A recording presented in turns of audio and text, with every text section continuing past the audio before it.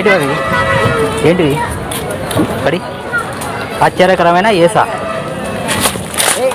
ఏంది ఇది మత ప్రచారం బస్టాండ్లోనా మత ప్రచారం ఎవరు నువ్వు బస్టాండ్లోనా మత ప్రచారం క్రీస్తు నిబంధన అంట క్రీస్తు నిబంధన బస్టాండ్లో కూడా ఇచ్చిపెట్టారా మీరు మత ప్రచారం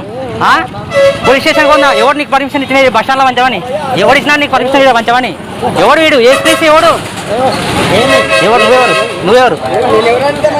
కాదు నువ్వు ఎవరు చెప్పినా పోలీస్ స్టేషన్ ఉందా పోలీస్ స్టేషన్కి బస్టాండ్లోనా ప్రచారం చేసేది మత ప్రచారం చూడు ఎవడు వీడు క్రీస్తు నిబంధన అంట ఎవడు వీడు ఉందా పోలీస్ స్టేషన్ ఉందా కాదు పని కాదు నీకు ఇదే పని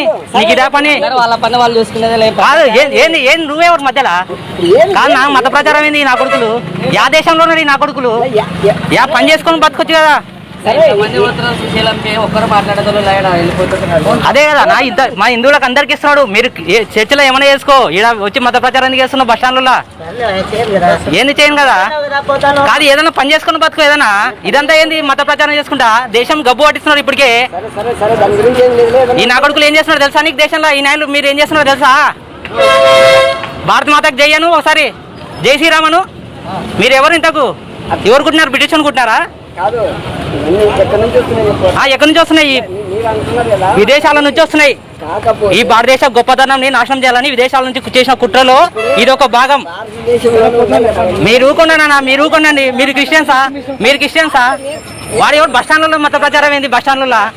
పోలీస్ స్టేషన్ గొప్ప హిందువులు నా కొడుకు హిందువులు ఒక్కడన్నా అడుగుతున్నారా మత ప్రచారం జరుగుతుంటే